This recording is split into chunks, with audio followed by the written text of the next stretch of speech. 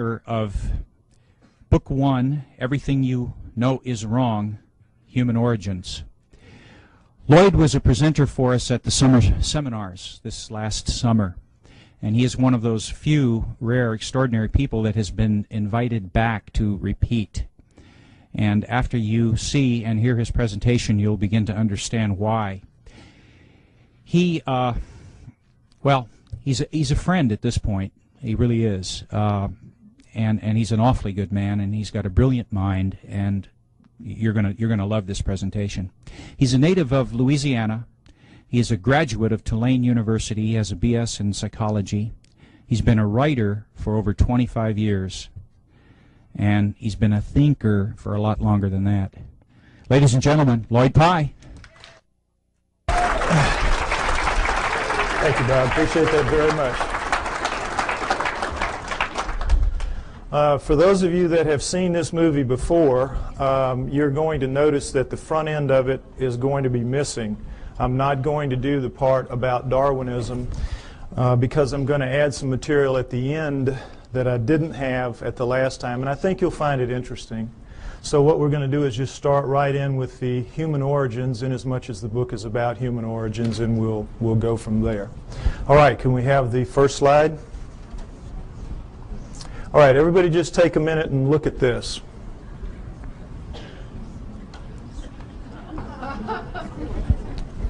This is, wait, that's right, I don't need to do that. This is what we're all told is how we began as human beings. That we came out of the primordial sludge and step by step evolved into what we are today. Everything in that chain up to us is eat, survive, reproduce. We are, what's it all about? We have that incredible ability to say and think, what's it all about?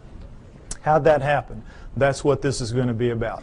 What we're told is, of course, that we're a natural flow of things, and that with this guy right here, we share a common bond that begins between 8 and 5 million years ago. 8 and 5 million years ago. Reason being, we know that we have upright walking primates of some kind or other at around 4 million years ago. So they just jack it back and figure if we're upright walking at 4, we probably split from a common ancestor with the down on all 4 apes between 8 and 5 million years ago. We know we were upright walking at 4 because we have proof of it at 3.5. Next slide, please. These are the famous Laetoli tracts of Tanzania, Africa, discovered by Mary Leakey and her team in 1978. And here you see what they are. We're in solidified ash. We have a large pair here, smaller pair here. We assume it was a couple moving along. And we see the track here in a blow-up is not quite human. It's different in several ways, but it's human enough to make it very clear that we have upright walking bipedal creatures 3.5 million years ago, no doubt, measured by ashfall, which is very accurate. So that's why we jack it back. If we were this upright at 3.5, we had to be upright at around 4, and that's where you get your dates of 5 to 8 million years ago, the split from the common ancestor. All right, now, next slide, please. Here's the depiction of how this happened. The nearby volcano laid out a layer of ash. The creatures go walking along, leaving their tracks. Then another layer of ash comes, seals the layer, and then 3.5 million years later, a rivulet comes through here, cuts through, exposes one of the tracks. One of Mary Leakey's team sees it, and then they peel back the layers until they expose the whole thing. Miracle piled on miracle. It's just amazing, an amazing discovery.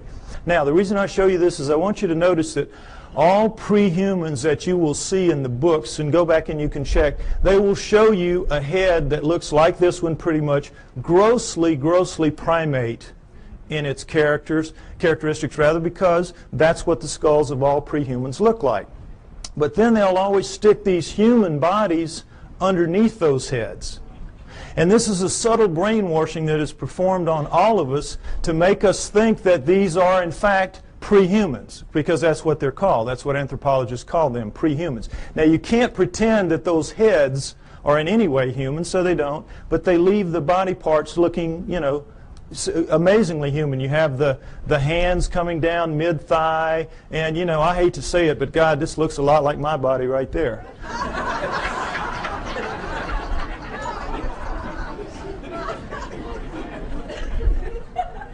Point is, we're all being misled by these depictions, and notice them continually. It's the way I'm telling you. Now, next slide, please.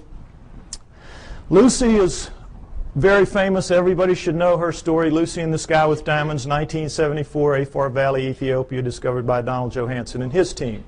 She is the first of the so-called pre-humans. They are the Australopithecines, and she is one of the first types. Now, what we know from her is a remarkable amount, because we have 40% of her body recovered. With mirror imaging, that gives us 80%. It was so much more than any other fossil at the time. It was just amazing. So we know a lot about her. She stood about 3 feet 6 inches to 3 feet 8 inches tall. Very diminutive relative to us. But her bones, all of her bones, are much more robust than ours. Her upper arm bone here, for example, which is much longer than ours would be if it was a human that size. This arm bone it would end about right here. Also, it would be about that thick. So we can see she's much more robust than we are in all of her dimensions. She has the head of a chimpanzee, which we cannot tell from her skull, as you can see, but from others like her. Head of a chimpanzee. But we do know that she walks upright because we have her hip joint and her pelvis, and we have particularly her knee joint, all of which are amazingly human. So we know she walked upright, no question about it. She was an upright walking creature. Just didn't have bones that looked anything like ours, or a head for that matter. Now, one other thing I want to point out about this is the people that are paid to go out and find these fossils, these pre-human fossils, are paid to find pre-human fossils. So what they do is they fudge it every way they can to make them look human, and they always have problems with the arms, because all the arms of the pre-humans are too long from here to here, from shoulder to elbow relative to us. So if you'll notice, what they did is they fudged this way up beyond where it ought to be to get this up here, so they could get the fingertip down around mid-thigh, when in reality it belongs down around here. Keep these little tricks in mind. This is all part of the subtle brainwashing campaign that is waged against you to make you believe that they're telling it to you straight about how this all happened. Okay, next slide. All right, as I said, these are the first 4 of the Australopithecines, and Lucy is one of the first kind, Australopithecus afarensis. We have Africanus, we have Robustus, we have Boise. All right, we have basically a pair of upright walking chimpanzees, upright walking gorillas. You can see that length of face, width of face, and sagittal crest, which modern gorillas have. It's that ridge of bone where their muscles attach to the tops of their heads. So from 4 million years ago to approximately 2 million years ago, we have a pair of upright walking chimps, a pair of upright walking gorillas, and that's it. Okay? Now, at 2 million years ago, we have a transformation. We are told it is a transition, that somehow the Australopithecines segued into the next creature, which is Homo. Homo meaning man. You will see they are indeed more man-like than are the Australopithecines, which are clearly primates, upright walking primates. So, we have this changeover from Australopithecines to Homos. We're told that it is a transition, it is a transformation, as you will see with this slide. Next slide, please. Okay, here we go. Australopithecine, early Homo. Notice, if you will, this is not a transition. This would require 20 or 30 gradual changes to get in from this to this. It is an overnight change. It is just sudden. Boom. The Homos are here. I don't mean that like it sounds. Okay, next slide. All right, the Homos are here. Here we go. The Homo habilis, Homo erectus, Homo archaic, Homo neanderthal, and then Cro-Magnon, Homo sapiens, us. Notice Neanderthal man going back and through the Australopithecines don't look anything like us. Nothing. Here we sit right here. Another transition. Now remember, we had 4 million years Australopithecines, approximately 2 million years. There's some overlap in here. And then here, 120,000 years ago only, boom, here we are. Suddenly, overnight, looking nothing like anything that has come before. The bones of all of these creatures are much thicker than ours, just like Lucy's were. And in every way, the shapes are dissimilar. They do not have, it's hard to tell looking straight on, but they have no foreheads. Their foreheads go straight back off their huge brow ridges, neither of which we have. We have nice forehead here. We have no brow ridges. Huge, round, nocturnal vision eyes. So did the Australopithecines. These are primate eyes. Primates have this kind of eye. Huge, wide nasal passages indicating a big flat nose spread across the face. We've got our little uplift of bone sticking our nose off our face. We have rectangular, small, reduced eye sockets. Very poor night vision. A dramatic change has occurred. The upper jaw sticks off the face. Ours squished in. Nothing like us. Next slide, please. Profiles show the degree of change is startling. Prognathous mouth, no chin. Prognathous mouth even more so. No chin, and then suddenly flat mouth, nice chin. Look at the change through here. Australopithecine, Homo erectus, Cro-Magnon. This is as big a leap from here to here as from here to here in anatomical terms. A light year. A light year. This is not a transition. These are transformations, despite what you are told by anthropologists. Next slide, please. Now, am I making it sound my way just because the heads go that way? No, let's look at a whole body. This is a Homo erectus called the Lake Turkana boy. Homo erectus, Lake Turkana boy. Now, notice, if you will, this guy's about 12 years old. His molars have not erupted yet. He already stands 5'8". He's going to grow to 6'6", maybe 7 feet in adulthood. We don't know how they grew. But already at 12 years old, he is a physically robust creature. Every bone in his body at 12 years old is far more robust, thicker, stronger than any bone in Arnold Schwarzenegger's body today. True. Now, why do you, notice too, if you will, the length of his upper arm. And he has some shoulder socket here, so they had to put it in the right place, so that forced him to put the fingertip pretty near where it belongs. It belongs a little bit lower, but pretty close. Now, what are bones like this all about? What's the deal here? Why are they so robust? Your bones are a function of the torque your muscles can generate. Your bones have to be able to withstand the pressure that your muscles can generate. And if not, your muscles would break your bones. So when you're looking at bones like this, you're looking at an incredibly powerful creature. What are you looking at? You're looking at primate bones, primates of the earth. This is how the primates are built. Gorillas, chimps, right on down the line. They are incredibly strong relative to us, are the primates. 5 to 10 times pound for pound. They can come, they'll come right out of the mother's womb, reach up, hands and feet, hook onto her belly, and she walks off. And they can hang on. Anybody's had a pet monkey knows what I'm talking about. Next slide. Okay, this is a chimpanzee minus its hair due to disease, so you can see the musculature in here. And the strength of these things is amazing. Amazing. You could take a male chimp like this, not a gorilla, and put it in a room with Mike Tyson.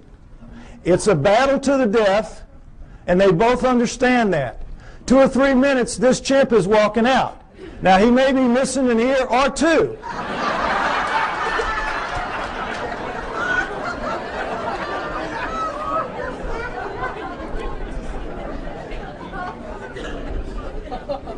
But the chimp is walking out. The chimp can tear him limb from limb, literally, apart. Understand that. Primate strength is nothing at all like human strength. Next slide.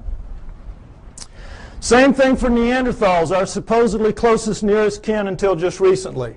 Neanderthal fingertip bone, human fingertip bone. Segment of Neanderthal thigh bone, human thigh bone. Look at the difference. Not even close. This is quarters to dimes, shovel handles to broomsticks.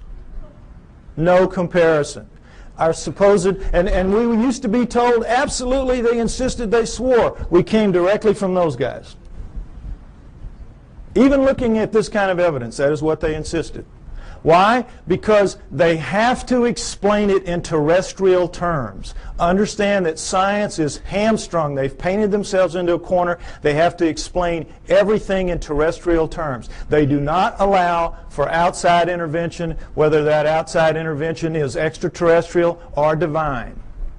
And so they have to come up with explanations like this to suit the data, which doesn't at all support their conclusions. Okay, next slide.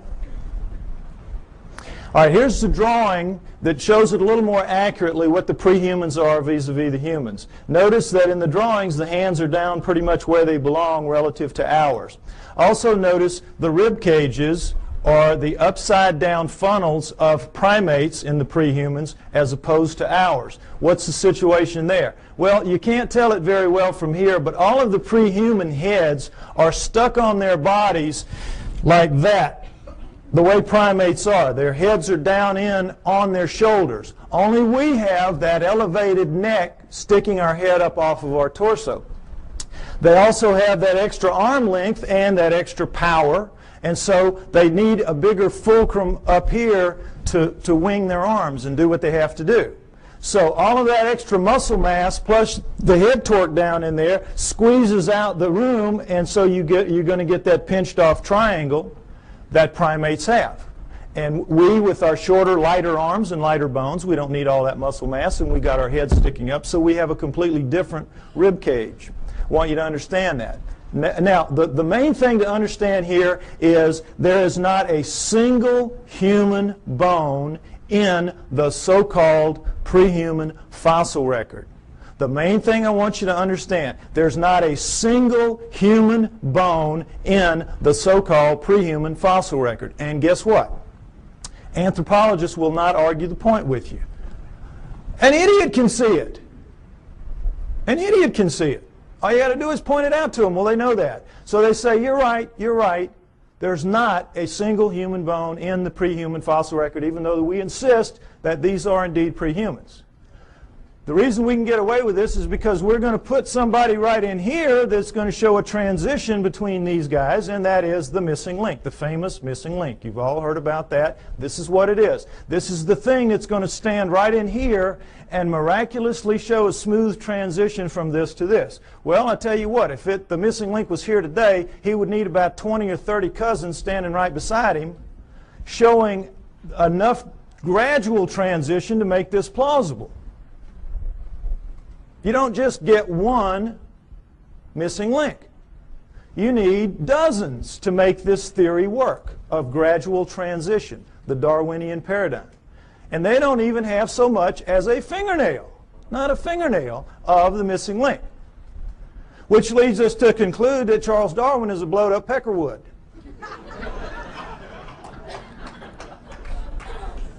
However, they will not concede that fingernail that's missing in that direction.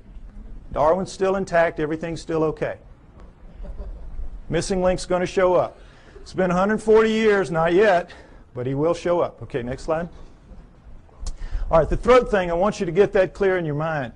Notice, if you will, this is a standard primate throat, and of course this is our throat. A complete redesign, complete. Not least of which is the fact that they can breathe and eat and swallow and drink at the same time and not choke. We, of course, you know what happens when we do. The peas come out of our nose when we start coughing.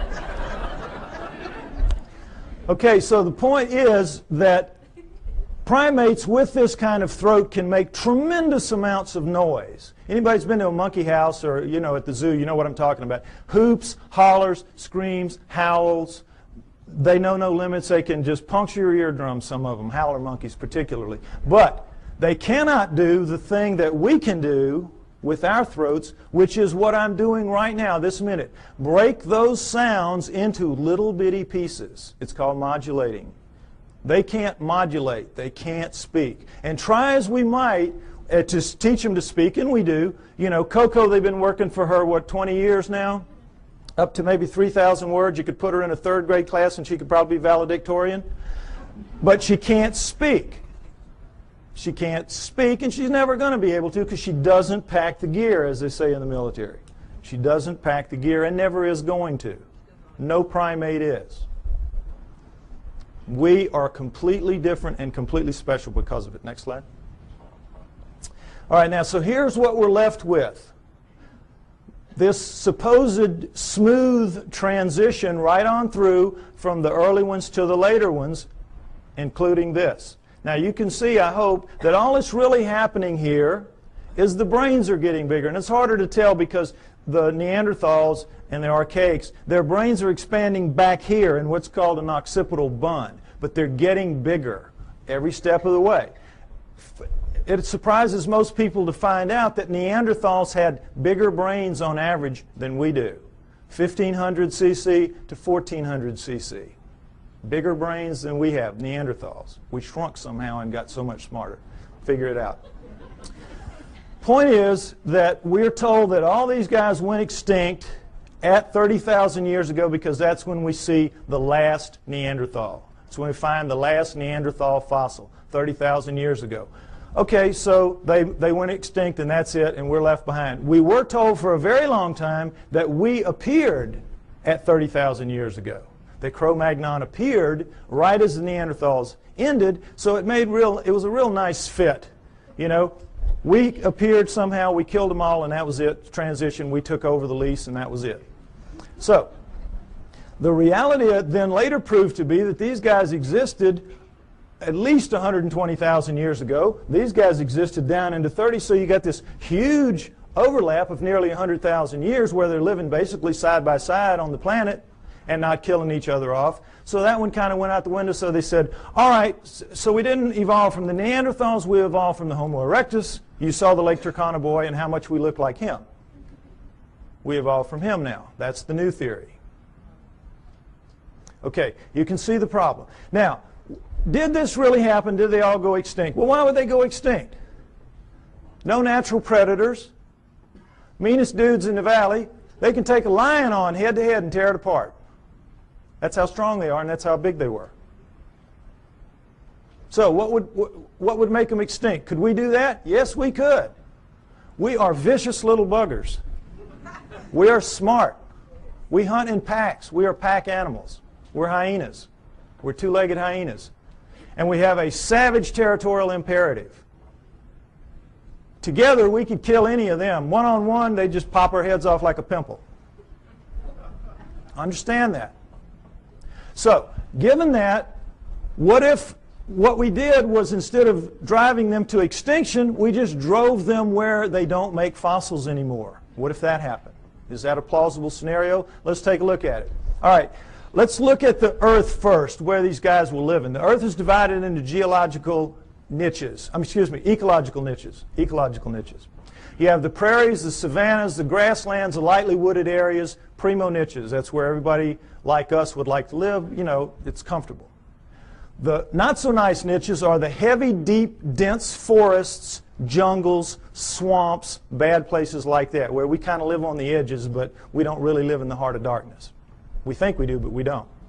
So, what if these guys lived in the primo niches, which they did because they were leaving fossils? And guess what? You leave fossils in the primo niches, in the prairies, savannas, grasslands, lightly wooded areas. Why? Because it's very unique that a fossil gets formed of this kind, because you have to die in very specific circumstances. You have to get caught in a flash flood so that your body is washed away, covered up by mud, so predators can't get you. Your flesh rots off, the minerals leach into your bones, and you become stone and you become a fossil. Or you get killed at the water hole. One day you're really tired, you're really hot, you're not paying attention, you go down to drink, the lion jumps on your back, kills you right there at the edge of the water hole, and then the wildebeest herd comes up behind him, run him off, stomp you down into the mud, and now same process. You're covered by mud, your flesh rots off, your bones are, the minerals leach into your bones and you become a fossil, and that's it. And that's pretty much it. It's very hard to form a fossil otherwise. And so we see how miraculous that process is just to make them in the first place, and then millions of years later it washes up, or whenever it washes up, and somebody sees it that knows what it is and can recognize it and can save it. It's miracle stacked on miracle. That's why they're so few and they're so rare and they're so precious, because of that. Now, understand this, that in the deep woods and jungles of the world, they don't make fossils. Doesn't happen. You get your water out of the environment. You don't have a water hole. You get out of your food and things like that. It will surprise you to know that there is not, to this day, a single solitary fossilized bone of a chimpanzee in the world that we know about. They just don't make fossils. So, instead of them all going extinct, why don't we just postulate that they lived in the primo niches? This guy arrived sometime prior to 120,000 years ago when he starts leaving fossils. And he issues an eviction notice to all of these. Get out of town. We're here. We're taking over. And they do. And there'll be some skirmishes. They'll kill a few of them. And these guys, you know, they're not that stupid. They'll figure it out. These guys are bad news. We got to move. And because they're adapted to the planet, we've seen the millions of years they're here. They're adapted to this place. They can go pretty much anywhere they want to, and so they do. They just walk until we don't chase them anymore, and that's into the deep woods and the jungles of the world. And if that scenario is true, and I postulate that it is, then it would explain the hundreds and thousands of stories that we have from around the world of what? Upright walking, hair-covered creatures living in the deep forests and jungles of the world, every continent except Antarctica. The hominoids. It explains the hominoids. You with me? Okay, next slide. Let's take a look at a hominoid. Here we go. This is a statue of a Bigfoot Sasquatch type, carved Willow Creek, California. This gentleman's about 5'7". I'm 5'11". You can figure that if that thing was here, his head would be up about right here. Okay? There are 4 kinds of hominoids. 4 kinds. We know of 2 in the West primarily. Sasquatch Bigfoot, this kind. Abominable snowman Yeti. And then there are 2 other kinds that are dominant in other parts of the world that we don't know very much about. The Almas and the Agagwis. Okay, now we're going to go over them. They're pretty much the same except for size. All right, the Bigfoot Sasquatch kind, as you see, 7 to 10 feet tall, 700 to 1,000 pounds on average. The giants, the big ones, the ones you hear the most about. The Abominable Snowman Yeti, man-sized, 5 to 7 feet tall, 300 to 600 pounds, lives exclusively in the Himalayan ranges as far as we know. Taken together, those 5 ranges are as big as the United States, plenty of room to roam, but they are not on all continents. The Bigfoot Sasquatch kind is. The third kind, Almas. The Almas. They are found primarily in the mountains of southern Russia and western China, the Pamirs and the Caucasus, and the Altais and the Tian Shans. But they are also elsewhere in the world, including in the United States. Man-sized again, 5 to 7 feet tall, 300 to 600 pounds. Fourth kind, the Agagwis, about 4 feet tall, weigh about 200 pounds, the pygmies of the group. All right? Now, you might remember, ironically, there were 4 Australopithecines, 4 early homos, and what a surprise, there are 4 types, basic types of hominoids. Interesting, isn't it? Now, what they are is this.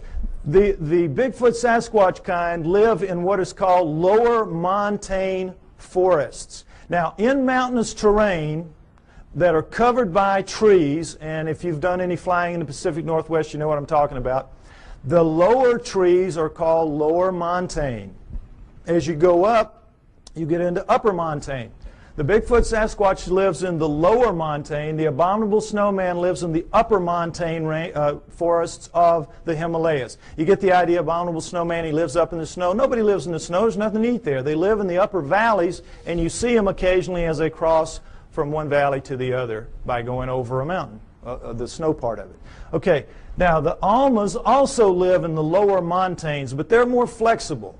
They also seem to be the smartest, and this is not to say they're anything like us. They're just very smart animals. The Almas are. I think they're going to prove out to be living Neanderthals. The evidence is strong that the Almas are living Neanderthals. Okay? The Agogwes, the fourth kind, the pygmy kind, live in the jungles of the world. That jungle band that goes through South America, Central Africa, and Indonesia. That area. They, of the four, have reddish, russet-colored hair, like orangutans, which also live exclusively in jungles around the world. The others have dark browns and blacks, their body hair, covered with hair. Whenever anyone sees them, their characteristics are described consistently the same. Wherever in the world, whatever kind we're looking at, when the person sees it, and frequently this is some very, very isolated native who doesn't even know that the rest of the world is out there, much less that these things are seen on other continents. And when they describe them, they always describe them the same way. They say, no forehead, huge brow ridges, big round deep set eyes, big flat nose, although this one isn't so big, but big flat nose up against their face, mouth sticking off their face, no chin, head tucked down into their torso, very long arms dangling around their knees, very thick, muscular, robust bodies, and covered with hair from head to toe. Now, take away the hair, and what did I just describe to you to a T? The pre-humans. Am I right? You saw the skeletons. You saw the bones. The pre-humans. What does this lead us to believe? The pre-humans are the hominoids. The hominoids are the pre-humans. The pre-humans are the pre-hominoids. It's their ancestors, not ours. It's clear to anybody that will look at the evidence. The so-called pre-humans are in fact pre-hominoids. Now, it's easy for me to stand up here and say this. What's the proof? Well, let's start right here with their feet. They leave tracks. All around the world they leave tracks. We have upwards of 10,000 or more photographed, plaster casted, or both. No question about it. And guess what? They're all fakes. All of them. Every one of them is a fake. Problem being, it's not that they are really in fact fakes. They just can't be real. They can't be real because not only is Darwin a blowed up peckerwood, all of his followers are. And they don't want to be that. So these cannot be real, even though they are. Now, is it possible that they could all be fakes? All these tracks could be fakes? Could they fool everybody? No. Why? Because we know a lot about it. Let's take a look. There's a science called ichnology. And what an ichnologist does is he studies the tracks left in fossils by creatures going millions of years back. Show them a fossil, they can look at a print or a track or anything. They can tell you what made it. There's a whole science to it. If you go back into prehistory, all of our primitive tribes, the one thing you had to pass on to your children was how to read the tracks in the area and know what they were, so that they could feed their family out of the environment and so they could keep from feeding some wild animal's family. Very important. If you took everything we knew about, remember Tonto and those Indians, boy, they could just smell a track and tell you 20 things about what made it. We know about tracks. And this is two of the basic things we know. That when any living fleshy foot, like a human foot or a hominoid foot or even a camel pad, it doesn't matter, makes a track, puts a track down, the subtle interaction of bones in the foot, in our case it's 26 bones, 33 joints, dozens of muscles, ligaments, and tendons, makes a very subtle movement and lays it down in a very specific way from the midline out. And so it leaves a distinctive print with little lines in here called compression lines. Next slide.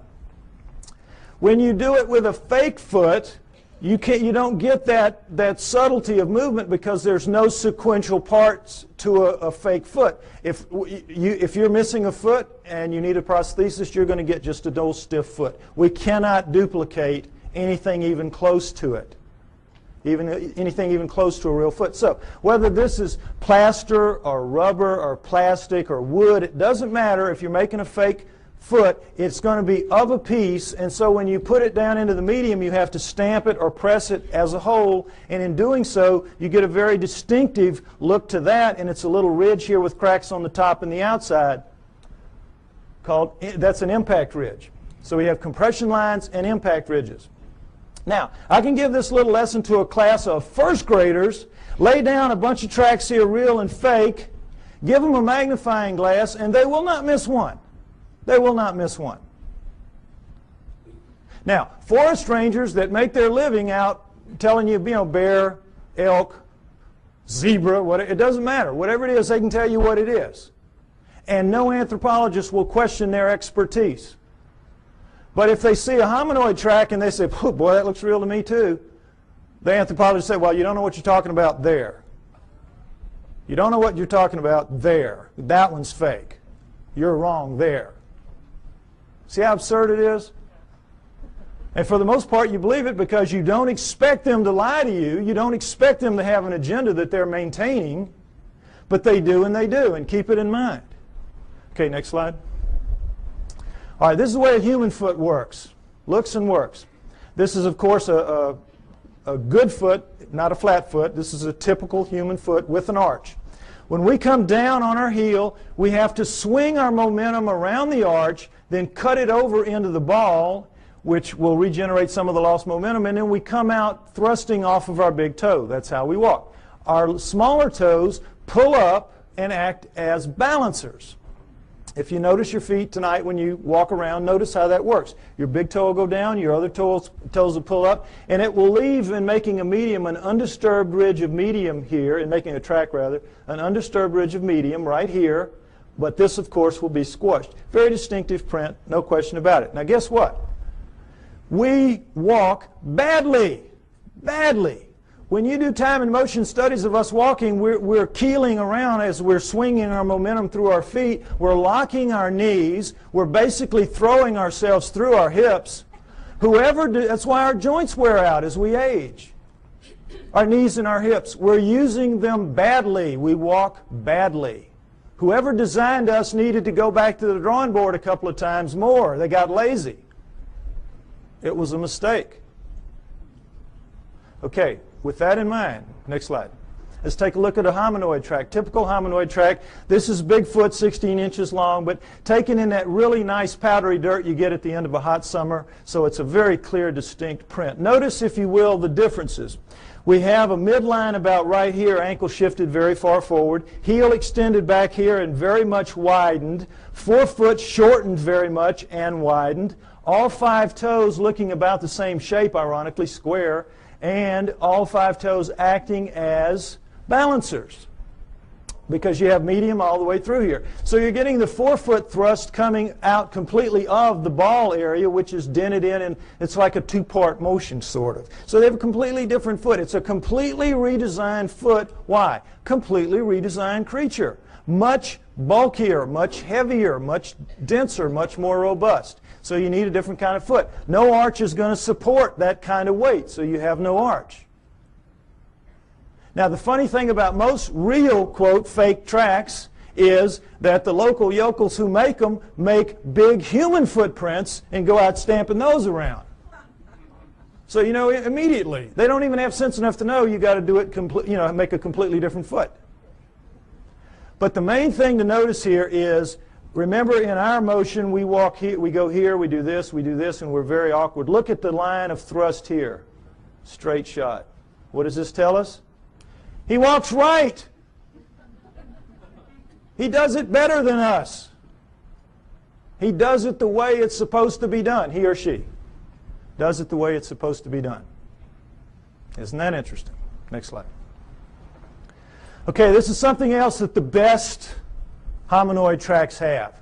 Dermal ridges. Now, it's kind of hard to see, but dermal ridges are your fingerprints on your feet. Fingerprints on your feet. This is why they take a baby's footprint when it's born. Finger's too small to deal with, just stick its foot on. Same thing. Individual, unique. Dermal ridges. And there you... Oh, I think my battery's running out. Oh, no. No, when I put it down here, it goes out. I may need a replacement part here if anybody's got one. Yeah, I know, but I think it's just because I shook the battery a little bit. All right, anyway, point is that whoever's faking these things out around the world, thousands of them, is taking the trouble to make articulating feet that if they would just put on the market, they could make a fortune in the prosthetics industry. And then they're taking the trouble to incise dermal ridges when lasers would have a hard time doing this. I mean, criminals, if this was easy to do, criminals would get their fingerprints fixed, would they not? Instead of cutting them off. Lasers really couldn't do this kind of work, I don't believe. Oh, okay. Okay. Thank you. No, I got it. I'm going to go with this one for now. Okay. So, you with me? It's a conspiracy to end all conspiracies, this making the hominoid track conspiracies. And what I'm trying to get you to see is that is in fact absurdity piled on absurdity that they're asking you to believe. And again, for the most part, you do believe that. Most people who came in here today probably believed everything that the tabloids have to say about the hominoids. Problem being, if the hominoids are real, what does it mean? We are off the flowchart of natural life on Earth, and they don't want that to happen. Neither science nor religion. So in this instance, they hold hands and walk down the path together. Okay, next slide. All right, check this again. Comparison, Bigfoot track, plaster cast, human foot, just to get this in shape in your mind again. Next slide. All right, another pair of hominoid tracks, as you can see. These are so grungy looking on the soles because they were taken out of clay as opposed to dirt, as you saw earlier.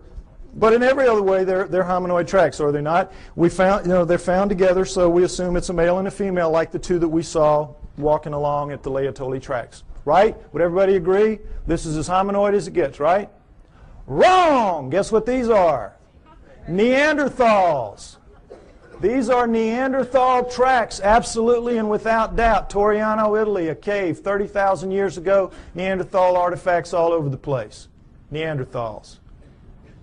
Bona fide. Now, what does this tell us? It tells us that the Neanderthals, for sure, are hominoids because they got hominoid feet stuck on them. Plus, they got hominoid heads stuck, as you saw from the skulls. Furthermore, we can assume, I think, fairly, that every one of the ones we saw earlier, all the way back to Lucy, 4 million years worth, had feet just like this and were, in fact, hominoids. The track you saw at Laetoli, remember the one down in the corner? It looked a heck of a lot like that, didn't it? The hominoids are the prehumans. That's the point I keep trying to make. Now, I'm extrapolating a little bit here. I'm taking a little risk because we don't have the feet nor the prints of any other prehuman. We just have to go with logic. But guess what we do have? We do have the feet of Neanderthals. Next slide. Here we go. Neanderthal foot, Neanderthal. Can everybody see this down at the bottom? I'm sorry, it's kind of low. Take a look so you can see. Stand up if you have to, be like a football game. All right, here's the deal. Notice there's no comparison. Look at the heel bone of the Neanderthal relative to our little nub of the heel bone. Look where our ankle base joint is as opposed to this huge, this is it, this is bone here. This is our little base joint compared to this giant base joint here and the squeeze forward of it. Notice, if you will, the great foreshortening of the forefoot and the widening of it relative to ours. Look at the skew. You can see the skew in the foot. See how squared up and solid that is like a rock. Look how much our big toe dominates our little foretoes and how much these are much the same. This thing is built for balance, for solidity, for stability. We got a crummy foot, folks. Crummy foot and a crummy walk. We ought to complain to the boss about this. You can see why this thing walks so smoothly.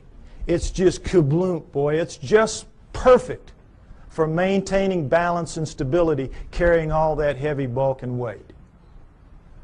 Good design, bad design. Next slide. Okay, if I'm right, they're out there, all these places. Where are they? All right, let's take a look at the world. Take away the deserts, take away the tundra, and what you're left with is arable land. Arable land. All right? This is where they live, in the black parts. The heavy, dense, deep forests and jungles of the world. This is where we live. The nice, cool, open areas. The pinks, the blues, and the purples. The primo niches. That's us. All right? Now, Broken down, that is 55% for us, 45% for them, moving toward 40% for them. As you know, we're cutting down forests like crazy. It used to be 55% for them, 45% for us, 500 years ago, approximately. Okay, so you look at this and you say, well, wait a minute, we're sitting right here in the desert. We live everywhere. No, we live in most of these environments, but we don't live for the most part up in these areas, in the Himalayas and here and in these jungles. If we live in the jungles, we live on the river. We don't live in the heart of darkness. When we have to live in the heart of darkness, what do? We cut it down. We'll cut roads through here, but we don't live in it, where we've got to hack our way through every day to go to school or to the store. Just isn't going to happen. We're not physically designed for that. Our skin won't take it. If we didn't have clothes and couldn't defeat the natural order of things, if you were to strip everybody in this room naked and put us out there to live like everybody else has to live, most of us would be dead in a few weeks from radiation poisoning. Those of us who have black skin would have a chance to make it to the equator, but couldn't stay and live in cold climates. We're not physically adapted to this planet. Understand that. Our skin does not let us go except in certain niches. The primo niches. So, understand too that we think we live in every one of the nooks and crannies out there. We are masters of all we survey. That's what we're told all the time. We're humans. We're masters of all we survey. We do not even survey all that we claim to be masters of. It will surprise you to know that of the United States alone, fully 25%, 1/4, has never once been foot surveyed because it's just too hard to get in there and do the work. We survey from the air those areas. We do not go. We're not as tough as we think we are. Now, also understand that the hominoids are not just restricted to these areas.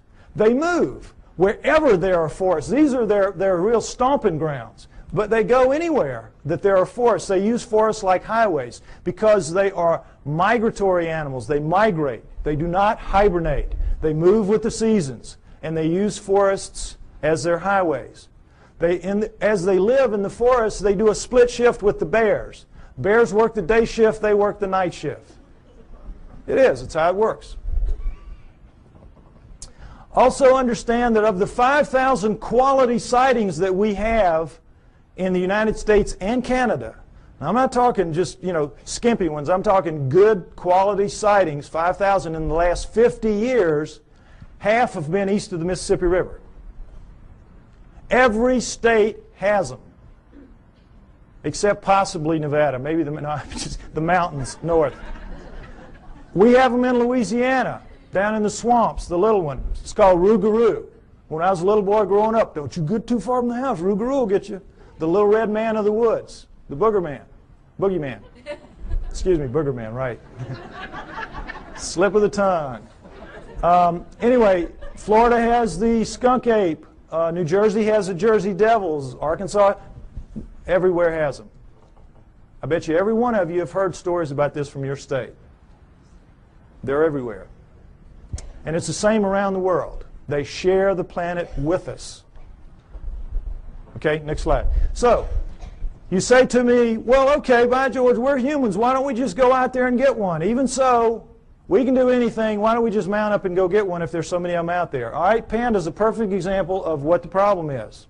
The panda was last century's hominoids. Rumors would come out of China of this black and white bear that ate bamboo. And, of course, every PhD in the world sitting behind his little desk does not even have to get his fanny up out of the chair to say, well, forget that. We know they have black bears. We know they have brown bears. We know they have white bears. But they're all carnivores. No vegetarian bears. You kidding us? Ridiculous. And then in 1869, a French naturalist goes to Sichuan province, China, and sees the hide of a freshly killed one hanging on the wall, and he knows they're real. So every zoo and museum mounts up the expeditions that you would like to see mounted up today to go out to find the next panda and bring it in. Serious. Now we're talking Sichuan province, an area the size of the state of Arizona, very mountainous, hilly terrain, difficult terrain, covered with bamboo rather than woods, but in every other respect, like the environment that hominoids will be found in. How long do you think it took those teams? And this is back in the 1800s where people really knew their way around the woods. How long do you think it took? 60 years. And quit giving away my punchlines. Don't do that anymore. 60 years. 60 years. Those of you who've seen the movie, do not give away the punchlines. Okay. Now, it sounds like a gross exaggeration, and it is. They only looked for about 30 years. This is where Ivy made the mistake. They only looked for about 30 years, and then they gave it up. And they said it has to be extinct now. And then 30 years later, Teddy Roosevelt's sons are out there doing some sport hunting, and they kill one. Okay? So then they mounted up again, knowing that it's for real now. And because they had learned so much in the interim, they began to get them. And over the next 20 years, they brought in 6. And we have the panda craze, that we have today. But even to this day, they're extremely difficult to go out into the wilds of Sichuan province, China, and bring in a wild panda. Now, what is the panda doing that makes it so difficult to get one? Well, as you can see, it's very brightly colored and stands out very distinctively against its green background. It lives during the day. It eats a very restricted diet, bamboo. It's very slow-moving. You see them move in zoos. They're as stupid as a bag of hammers. They can't even reproduce in zoos. Can't even find each other or figure it out. I mean, how stupid do you have to be? Anyway, the point is, they're not doing anything. They're living their lives, and the problem lies with us. We can't hack it in their world very easily. We think we're masters again of the world. We're not. We're not. And where they live is where the hominoids live. And the hominoids are bigger, faster, stronger, operate at night, eat anything. In their world, they can hear better, see better, and I'm absolutely sure think better than we can. We're not going to just mount up and go get one because we've tried it many times and it hasn't worked. We're only going to see them by accident, encounter them by accident. And that's when it happens, and it happens a lot. We have good evidence on record of these encounters. Next slide. We're going to go over a few.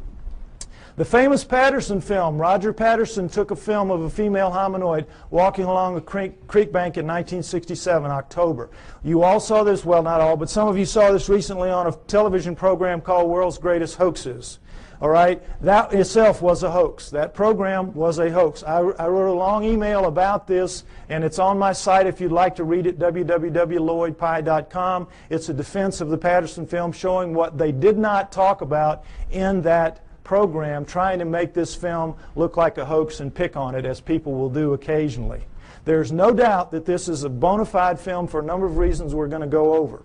All right. First of all, it was a bright sunny day, as you can see. What happened was the sun was shining such that it was glinting off of her shoulder and thigh as she walked, and you could see her muscles rippling in her shoulder, in her thigh as she walks. In good slow-mo close-up, you can see that, which they did not provide in that program. All right. If that's a person in a suit, the suit has to be glued to naked skin. In the gluing process, you lose that flexibility, that ripple. The only thing that looks like this does in this film is real skin over real muscle working. So we could stop right here. It's real just based on that. Right there. But we don't have to stop.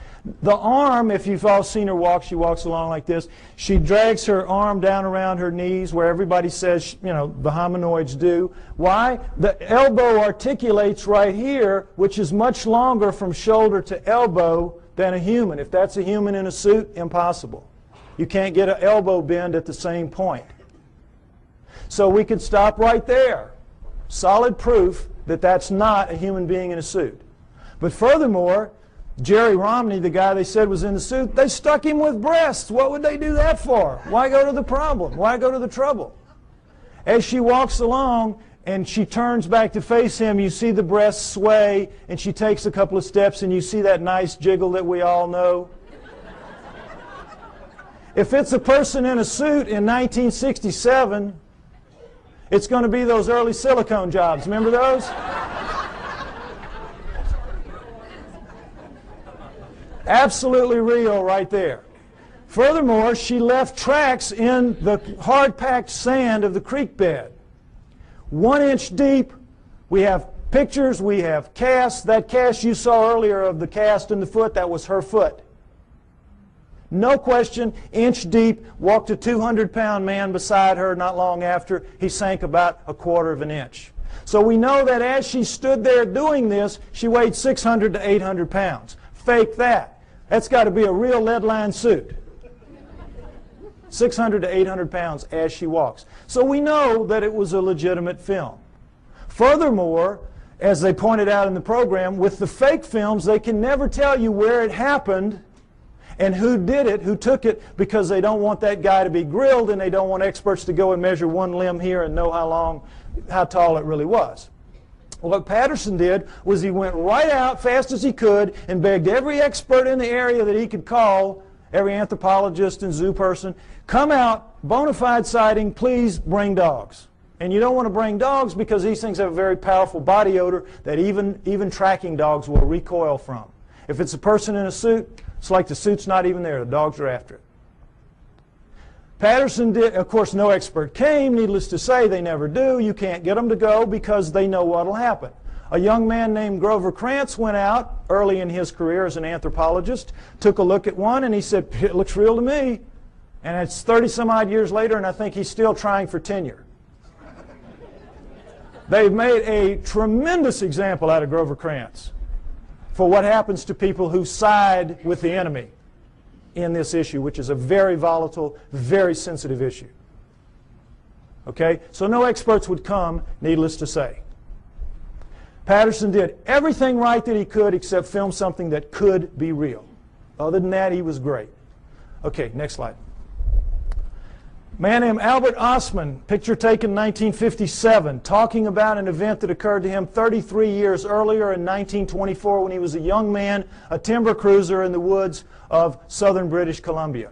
He's taking some time off. He's out looking for gold mines, lost gold mines. He's sleeping in his sleeping bag one night, and suddenly Big Hand picks him up, shoves him to the bottom of the bag, slings him over its back like Santa's bag of toys, and scoops up his camp stores with the other hand and walks off with him. He is captured by a Bigfoot. He has marched for about an hour. He's got barely enough room at the top of the bag to breathe. The hand couldn't get quite around the bag, so he had enough room to breathe, but he's stuck down the bottom of it. It dumps him out an hour later or so, and he's in a 10-acre basin of high rock walls where he can't get out, and there's one opening opposite where he is, and over there is the den of the living quarters of the male Bigfoot that got him, his mate, and their 2 offspring, a young male and a young female. And Albert Ostman stays with them for 6 days before he can figure out a way to escape, which is very funny, very clever. Not going to go into it. Takes too long to tell. It's in the book, okay? But he gets away. The point of the story is not how funnily he escapes, but that he doesn't tell anybody for 33 years. Keeps it to himself, thinking everybody would think he was crazy, which they would do. And then in 1957, he reads an affidavit in a paper by a man who saw one picking berries, and the man said, if anybody has an experience like this, would you share it with me? So Ostman writes him a letter and says, this is what happened to me. Well, when people found out what happened to him, the roof fell in on the poor guy. Experts came in from all over the world. He had to take lie detector tests up the wazoo. You know how it works. And so you know that when you're telling a story, a long, detailed story, and it's a lie, you can't keep the details straight. You're going to goof it up, and they're going to figure it out sooner or later you're telling a lie. He never goofed up. He passed all his lie detector tests. No, anybody that had anything to do with him, just read the testimonies, say he was absolutely A+ straight-up guy, telling a true story. Next slide. The famous Minnesota Iceman. Ice Child is more like it. This was a juvenile Bigfoot killed by a man named Frank Hansen in the woods of northern Minnesota. Ironically, in 1967, the same year that Patterson filmed his Bigfoot 2,000 miles away. All right, now, Frank Hansen shot it in the back, blew out that nice hole in its chest, dropped it, severed its spine, dropped it down. It pulled its arm up to protect its face from him, as you can imagine, shot it through the wrist, through the left eye, blew the right eye out onto its cheek, and blew out the back of its head. Coup de grace, killed it dead. At that moment, 1967, Frank Hansen could have changed history. He could have taken this thing, crammed it down the throats of science, and we would not be having this discussion today. We would all accept hominoids as a reality from that point forward. No problem.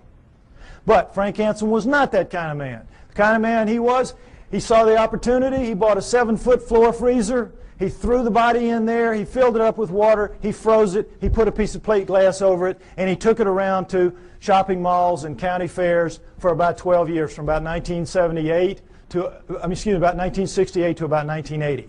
Did anybody here besides me see it when it was out? There's always people that saw it. Okay, so they can tell you that it was the real deal.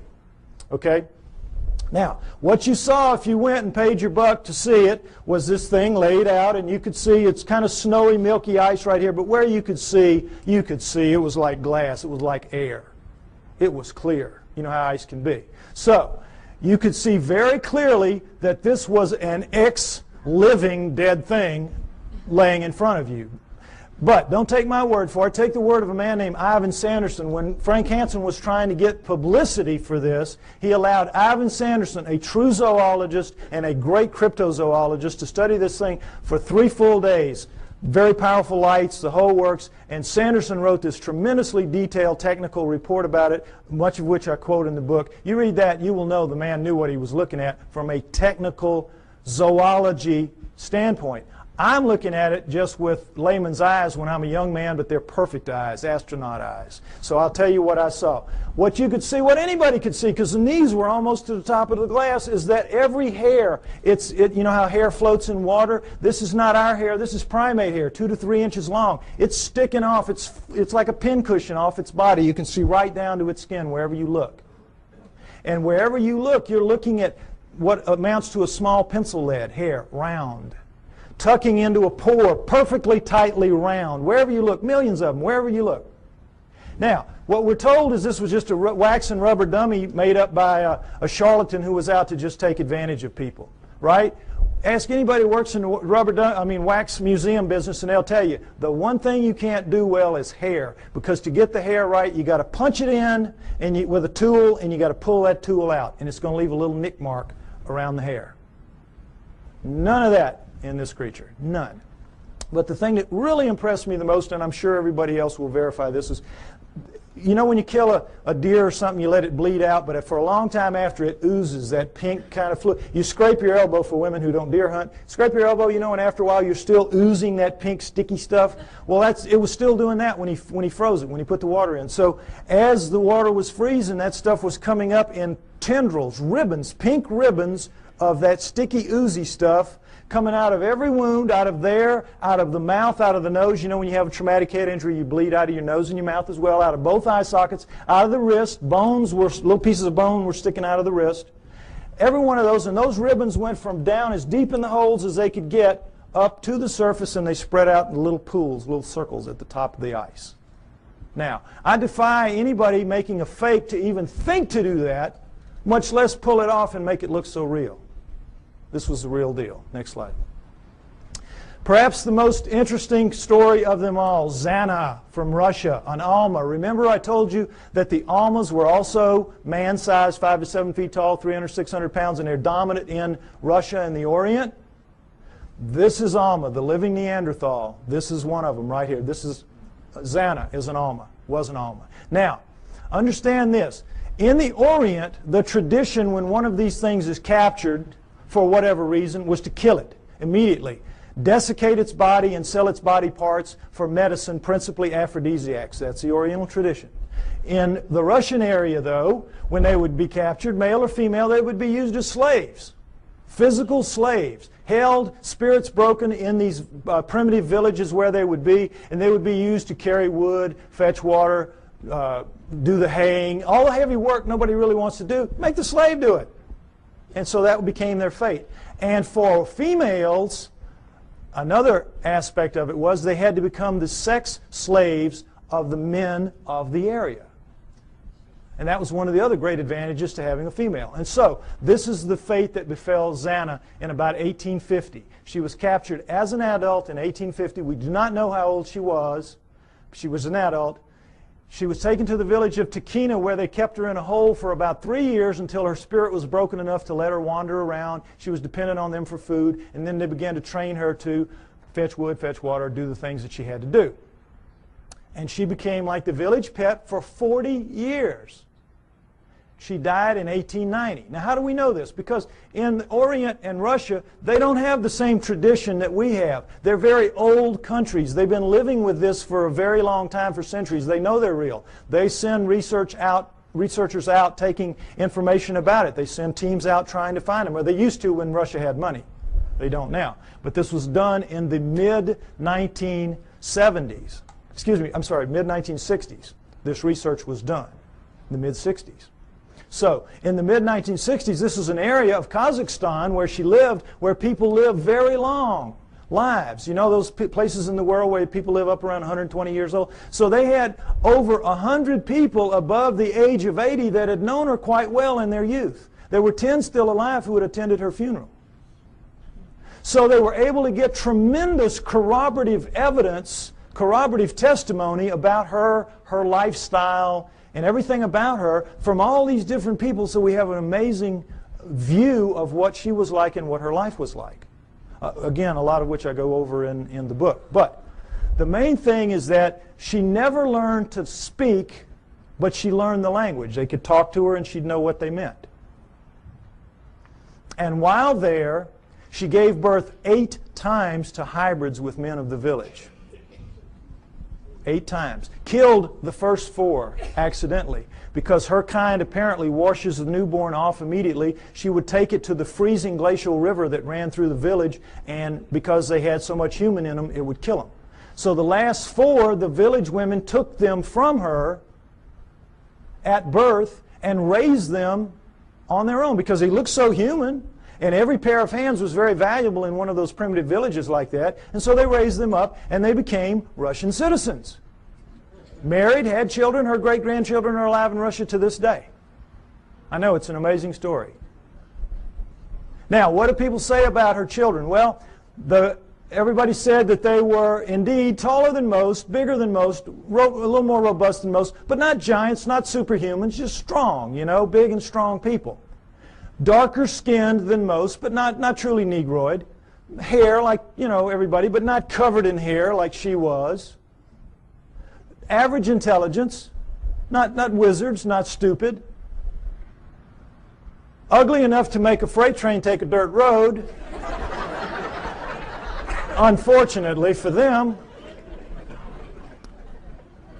But they could speak. That's the key. They could all speak. They had very high-pitched voices, but they could speak, which allowed them to integrate into the community as humans, even though they were clearly not quite humans. So the researchers were real excited to get all this information. It's like, wow. And they knew where she was buried. She was buried in the village cemetery. Unfortunately, this is a Muslim area. They don't mark gravestones there. So they knew she was in the village cemetery, which had existed for centuries, and they couldn't say just where because of the 10 people that were alive. They all had different memories of where it had been. Who knew that 70, 80 years later somebody was going to care? So they couldn't decide. They couldn't, and they would have had to bulldoze the whole thing. The village wouldn't let them do that. So somebody says, well, guess what? Her youngest son, Kvit, died in 1954, only 10 years prior to this study. So they said, we know where he is. We'll let you dig him up. So, boy, they dug him up. Her youngest son, Kvit. Now, before we look at his skull, I want to say again, remember, Neanderthals had bigger brains than we did, and they carry them, we do rather, than they carry them in a bun in the back of their head called the occipital bun. All right, let's take a look at Kvit's skull. Here you go, right here. Notice, if you will, that's a remnant of an occipital bun right there. Notice how much of a forehead he doesn't have. Look at the size of these brow ridges. Look at that eye socket. Is it starting to look familiar? Look at the size of that nasal passage. Look at the size of these teeth. Look at the size of that jawbone. Look at the size of the cheekbone. But look at that chin. Allows him to speak. This is an ugly dude, kids. This is a Neanderthal, basically. This is a guy you do not want to meet in a dark alley. Now, what, of course, anthropologists say is that he is an extreme variation on the human norm. An extreme, real extreme variation on the human norm. But that's how they explain it. Okay, I ask you to take my word for it. Hominoids are real.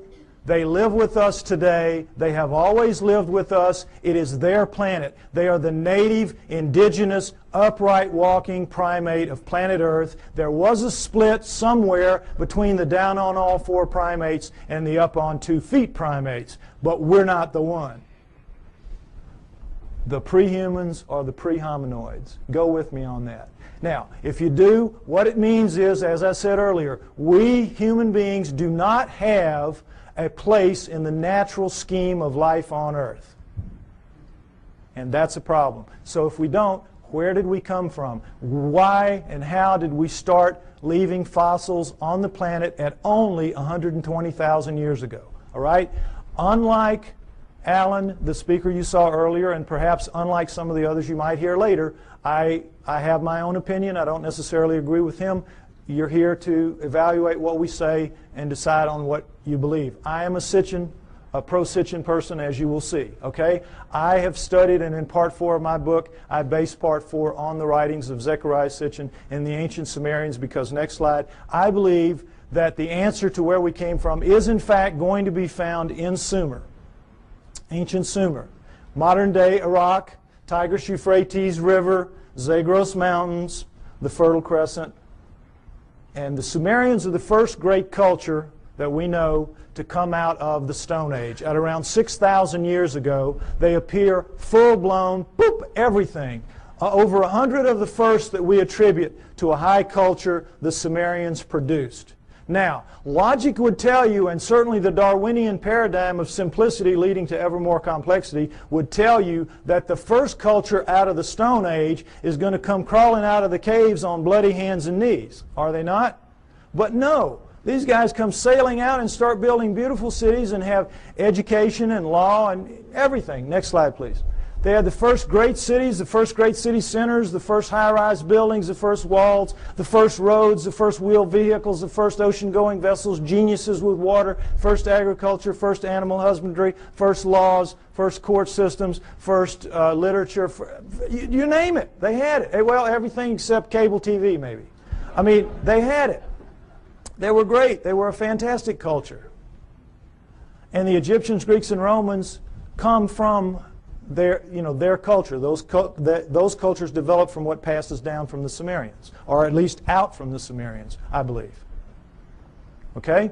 So, one of the many things they had at first was writing. Now, this is what we're all taught. We're taught nothing about the Sumerians except that they invented writing. Again, they appear, boop, invent writing, boop, disappear, and that's it. History forgets about them. You never hear what they wrote. You never hear what they wrote. And you never hear how sophisticated they were, because, again, it doesn't fit that paradigm. It's easier to just start with the Egyptians, Greeks, and Romans and move on from there. Okay? What they had to say, next slide, in their writings, their writing, by the way, was cuneiform, very sophisticated math-based writing. And, by the way, their mathematical system, called sexagesimal, based on the number 60, is better than ours for using very small numbers and very large numbers. And they kept time around the great year, 26,000 years. How'd they figure that out? Among other things. But in their writings, most of it is like these little hand things where it's just bills of lading. I sell you this. I'm buying that from you. It's like our paperwork. But they have a lot of them, about 5,000 of the 100,000 or more that we have to do with stories of their cosmology, their cosmogony, their history, where we came from, how the solar system formed, and all that. And that's what we're going to go over, what they had to say. Where did it come from? Well, originally, when these things were being translated in the late 1800s, early 1900s, when the translators would read what they'd have to say, it was like, oh, come on, forget about it. Put them in the myth. These are myths. They have to be myth. It can't be true. And they put it in the myth pile, which Alan was talking about, myth. So, Zechariah Sitchin, a man named Zechariah Sitchin in the 1950s gets the idea, wait a minute, how does the first culture get a myth? Who hands it to them? Good question. Why didn't anybody else think of that? So, he assumes it has to be a history. They have to be telling a history, which then later gets distorted perhaps as myth by later cultures, but the first one's got to be a history. So he goes into the myth pile with that attitude and comes out with 8 books at this point called the Earth Chronicles series, which I use as the basis for a lot of what you're going to see here now for a while. Okay? We're going to go over what the Sumerians had to say, boiled down. Part 4 of my book is basically the cliff notes to Sitchin's work. Any of you that have tried to read it, you know it's a slog at points. Okay, I tried to make it as easy as I could so at least you have the cliff notes to go in and try it again. All right? Next slide.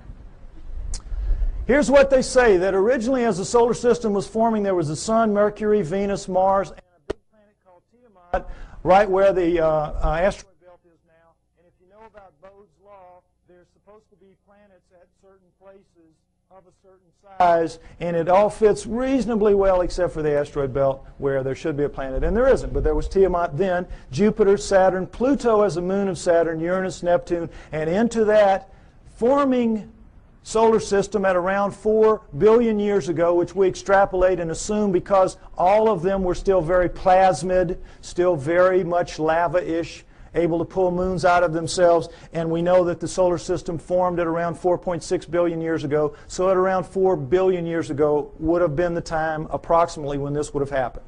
Okay.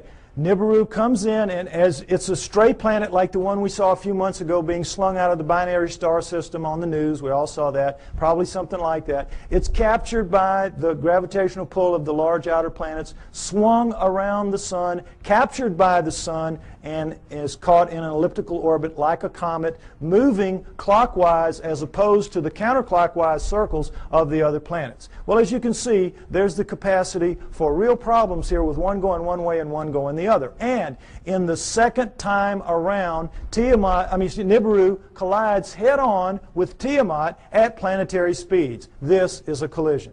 Okay? Next slide. This whole thing now is described in the great Sumerian epic of creation called the Enuma Elish, which is 6 tablets of action, 1 tablet of summation, which is taken to be by many people the basis for the 6 days of creation and the 1 day of rest. Because much of the Old Testament is a direct come down from the Sumerians. And if you know the Sumerian history and you read your Sitchin, you will know that, or my stuff, you will see that that is the case. Now, in that great epic of creation, the Enuma Elish, six of the major puzzles of modern astronomy and Earth geology are, I think, plausibly answered. You heard Alan's interpretation of some of it. I'm going to give you mine and give you the basic Sitchin explanation. Okay? What they say is that in the collision, Nibiru slams into Tiamat. It is a little more held together. It's older, and so it is coalesced more. It holds together. Tiamat is shattered in two, blown apart, torn in half. And that the lighter outer crust, the crust with the water on it, is scattered in all directions. Boom.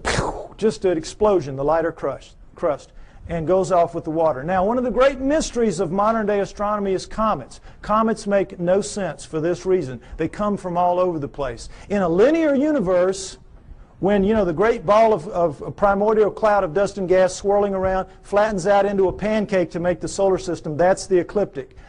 Everything formed in the ecliptic should be in the ecliptic. Nothing should be out of the ecliptic, and yet comets come from all over the place. So they had to be removed out to where they are some kind of way, but we don't have any idea. So they come up with this fantastic thing called the Oort cloud, which is so far away you can't imagine. The Oort cloud is one of the biggest jokes out there. And that's how they explain comets, because they can't explain them any other way. But the problem with comets is they have water in them. And anything out in space is not going to produce water. You produce water by being a cooling planet with lava spewing up the steam and stuff like that, and it condenses, etc. So comets have to begin in a planet.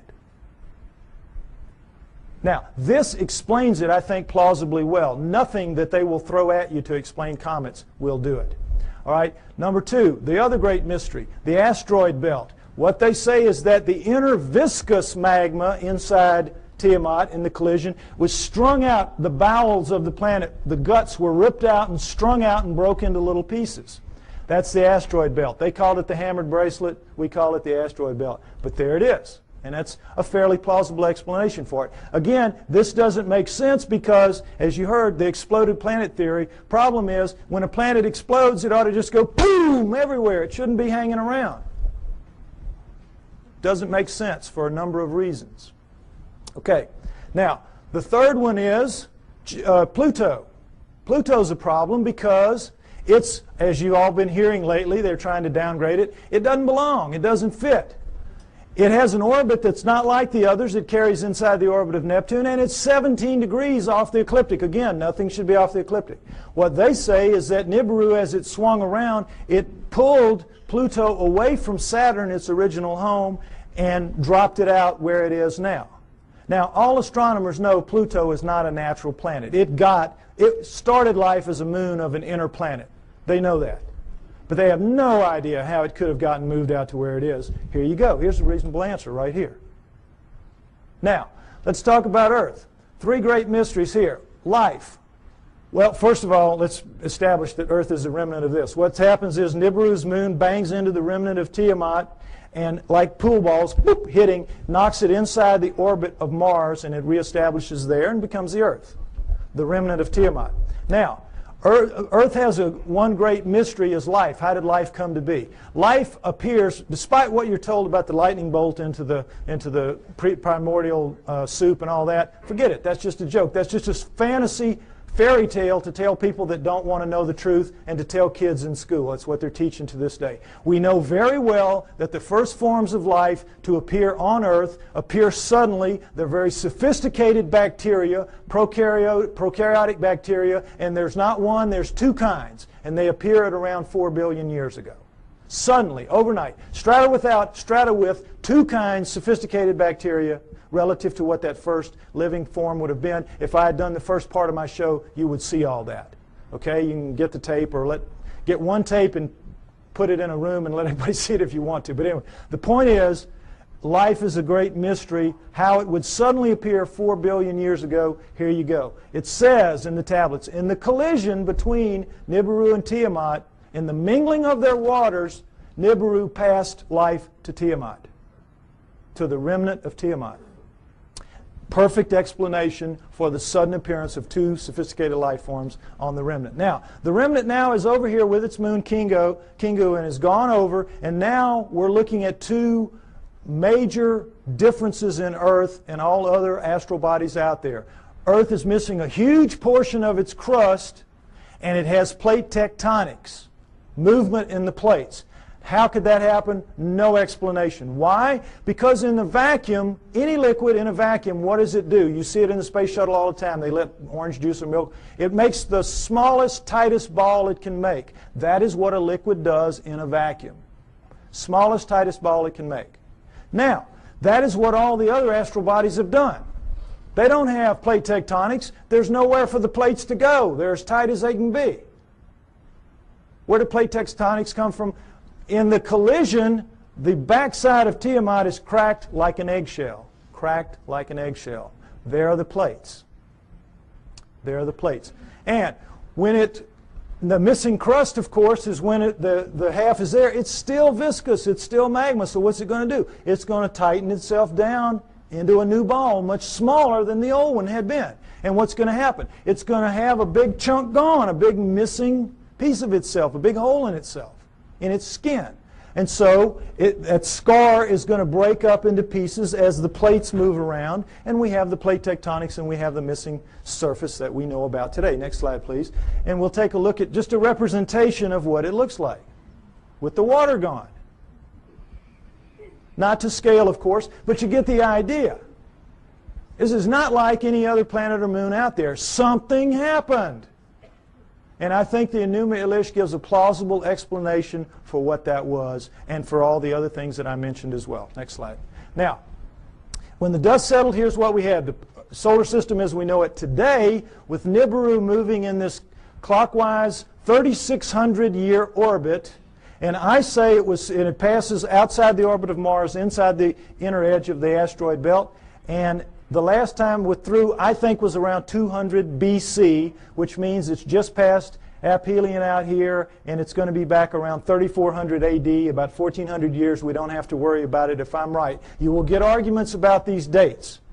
Some people use textual interpretations. I use the date of the last the ending of the Ice Age, which I believe was caused by Nibiru passing through and lifting the tides. You can read about why I think that in the book. And I use the dating of the ice cores and the tree rings of science. I try to make my work as scientifically based as I can because I expect someday to be able to go toe-to-toe with those guys, and I want to be able to do it on their turf in their terms. Okay? So, next slide. All right. This is some of the proof for that story that you've just heard, and it starts with cylinder seals. And I just want you to see what a cylinder seal is.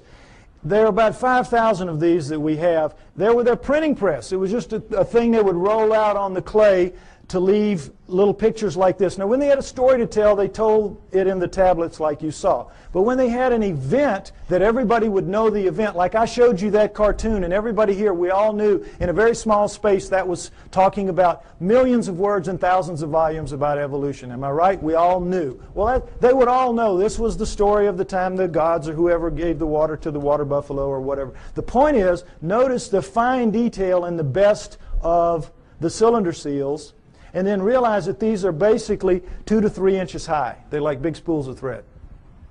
Made out of precious and semi-precious stone, carved in a circular format so that they roll out flat and three-dimensionally.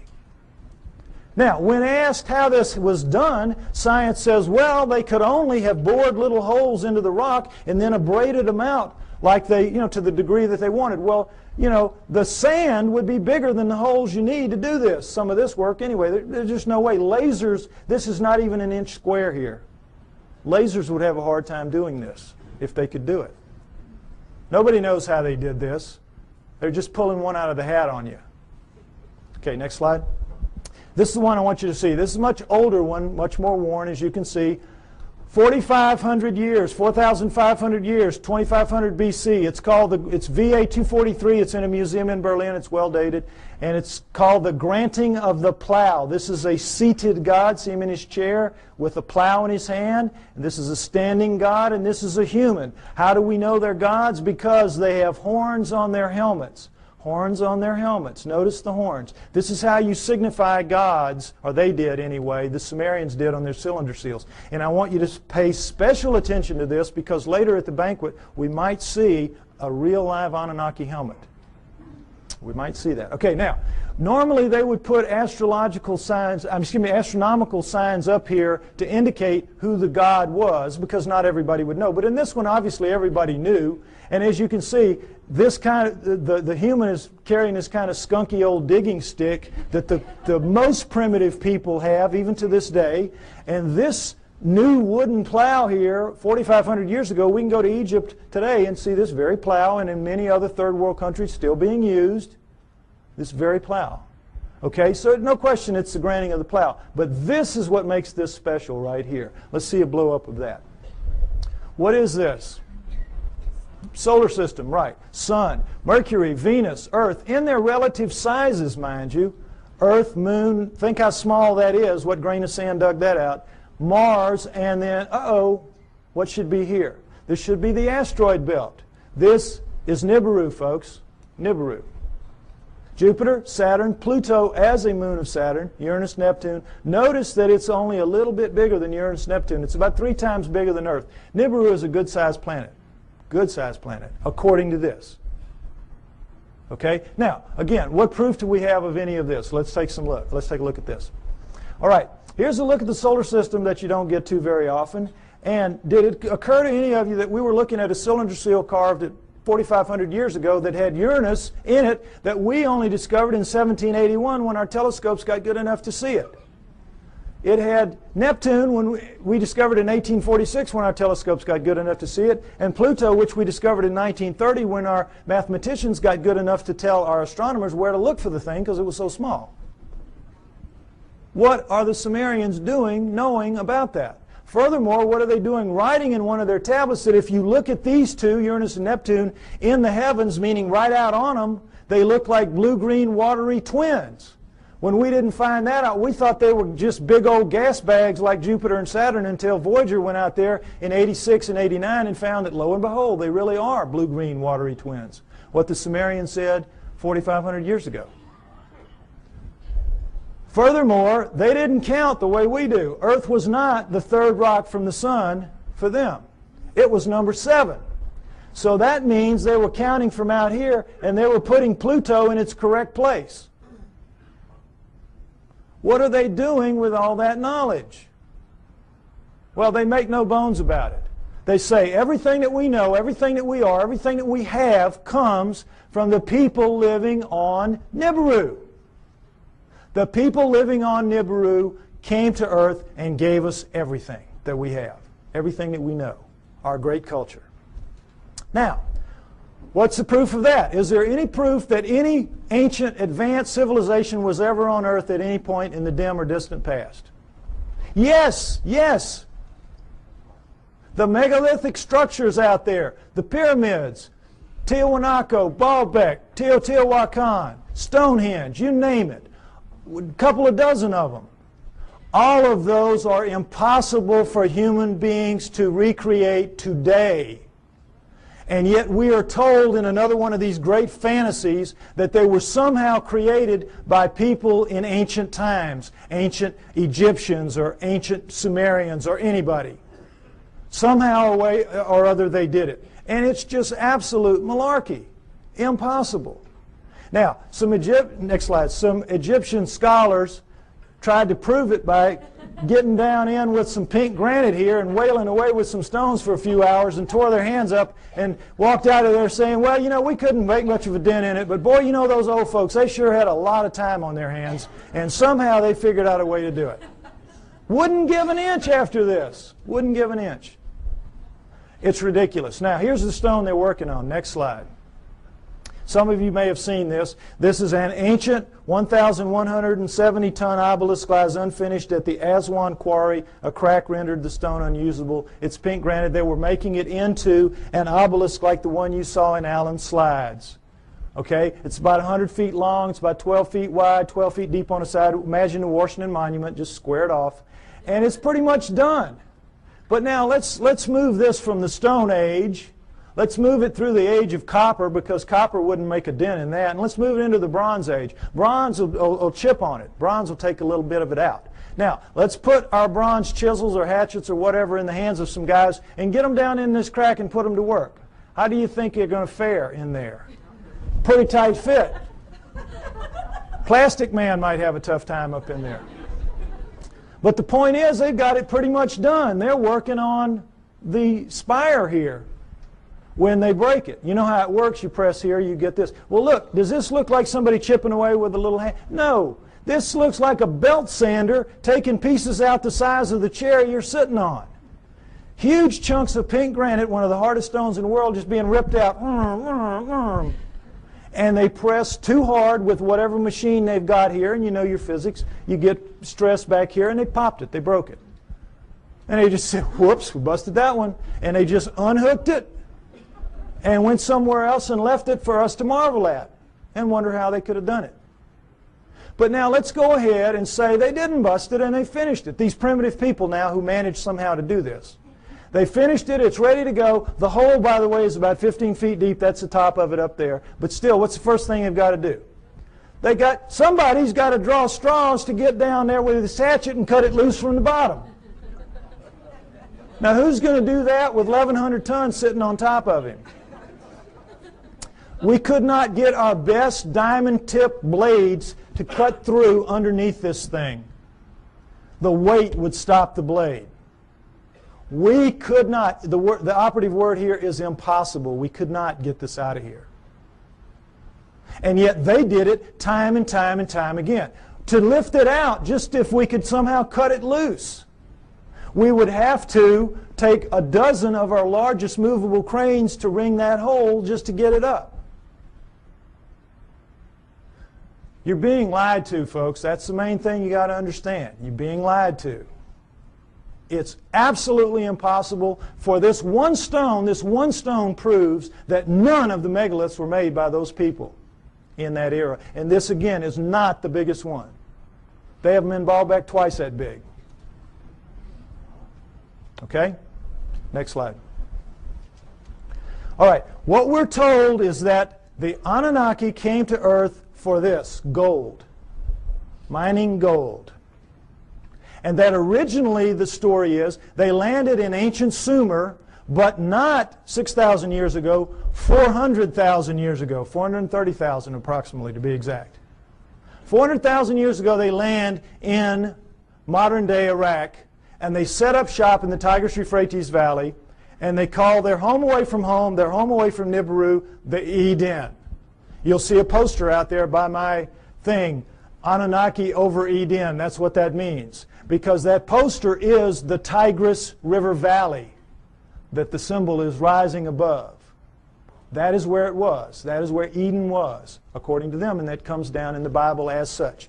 So they set up camp and they placer mined the gold out of those rivers. What do they need gold for? They needed to repair their atmosphere. And their rise to high technology, they had damaged that big, 3 times the size of Earth atmosphere, the same exact way we're damaging ours in our rise to high technology, and they ultimately had to repair it with very fine particulates of gold, like talcum powder, blown up into the stratosphere above it so it would ride above there and act as a reflector and an insulator from cosmic rays, which is, you see that on the masks of astronauts and in the capsule and all that. Gold is a wonderful stopper of cosmic rays. So that's what they had to repair it with. It's what we will have to repair it with. We'll have to do exactly the same thing when the day comes for us to have to face up to what we're doing to our planet. Okay? So they came, they placer mined out of the river, and all that is you put a tray in the water, you let the water sweep over, the water drops the gold into these cloth. Every few weeks you pick it up, and it's real easy. It's the way we do it now when we have the opportunity. But you tap out any stream system, ultimately, and they did. After about 150,000 years, they had tapped it out. And so they decided they were going to split themselves up and go where the mother lode of gold was on the planet Earth, which is what it is today, southern Africa. So they divided themselves into the upper world, which remained the Eden, and the Abzu, which was the lower world, and you didn't want to go to the lower world because you had to get in the holes and dig the gold. And they didn't like it. So the Anunnaki revolted. They said, we don't want to do this. We want a slave to do this work for us. Plus, it was a hardship duty, mostly men. Why don't you make us some women while you're at it? So that's what they did. They decided to use the creatures of Earth, which would be the hominoids, and I say it would have been the Almas, the likeliest candidate. They took the creatures of Earth to get some of their genetic material to make the new slave better adapted physically to the planet than they were, but the slave would for the most part be like themselves. We shall make the Adamu, A-D-A-M-U, which comes down as Adam, and we shall make the Adamu in our own image after our own likeness, which comes down word for word. And that is what they did. They made their slave inferior models of themselves. That's us, folks. That's us. We're really inferior models of the Anunnaki. And as you saw in the cylinder seal, we look like them. We look like, in their own image after their own likeness. In all of the cylinder seals, we look just like them. We don't have the horns on our headgear. That's about it. We are them. That's why we're not adapted to this planet. That's why we're so obviously not a part of this planet. We have their bones. We don't have primate bones. We have their muscles. We don't have primate muscles. We have their skin. We don't have primate skin. We have their body pattern, their hair patterns on their body is ours. We have thickest on our front, thinnest on our back. Primates have thick on the back, thin on the front. We have their eyes, their poor night vision eyes. We have their foreheads. We have their brains. That's the key to this. We have their brains.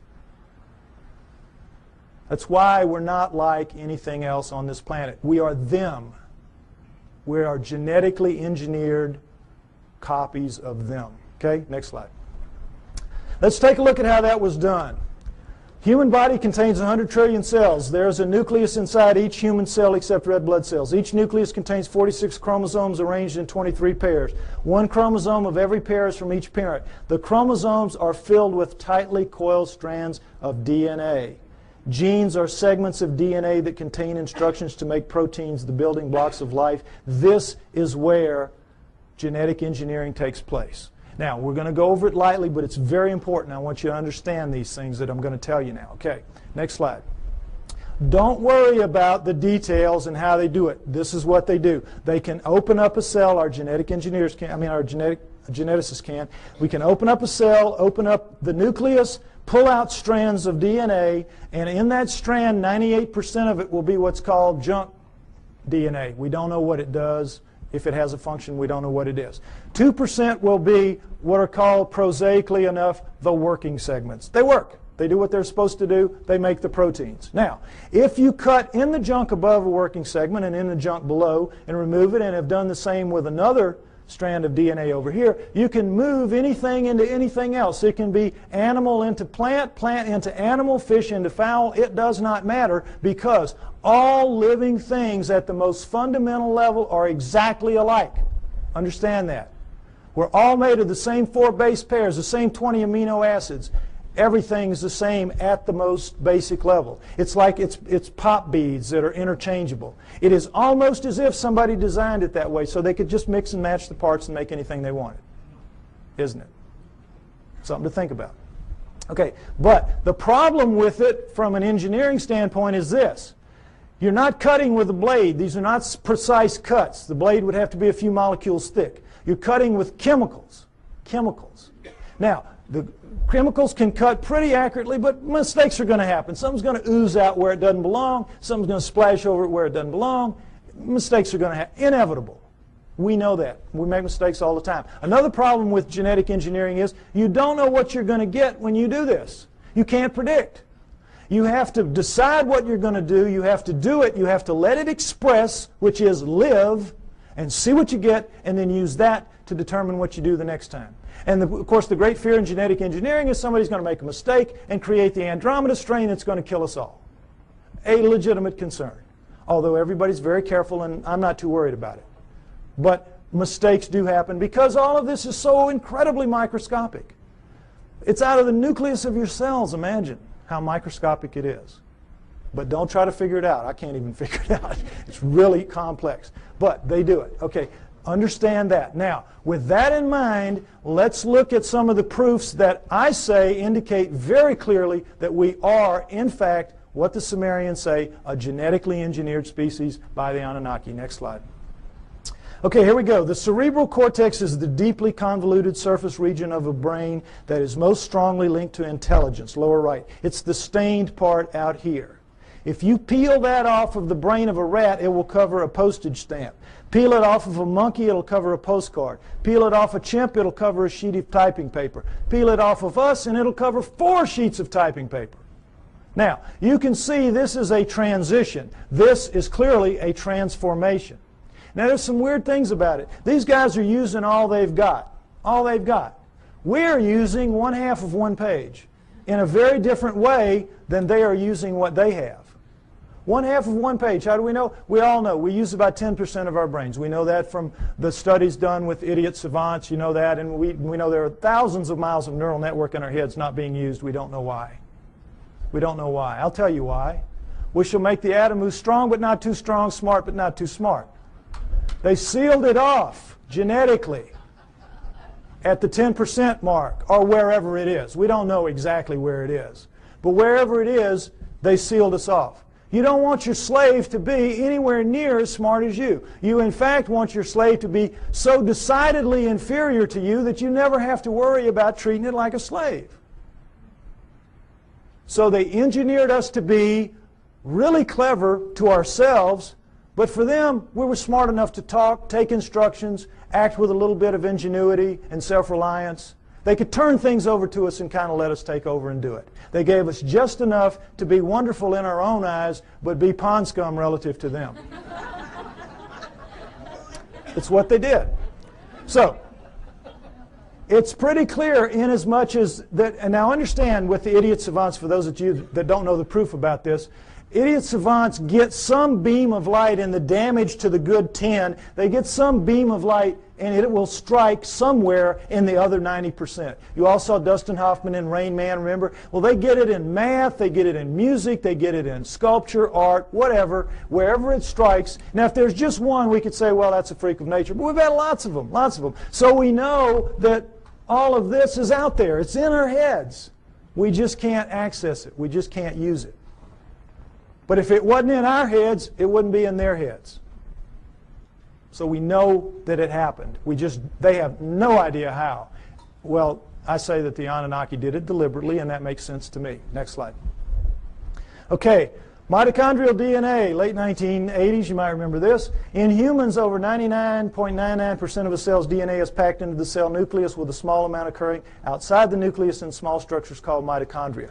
That's these babies right here. They're about 16,000 base pairs long. Now, when you have a mixing and a mating, the DNA in the nucleus mixes.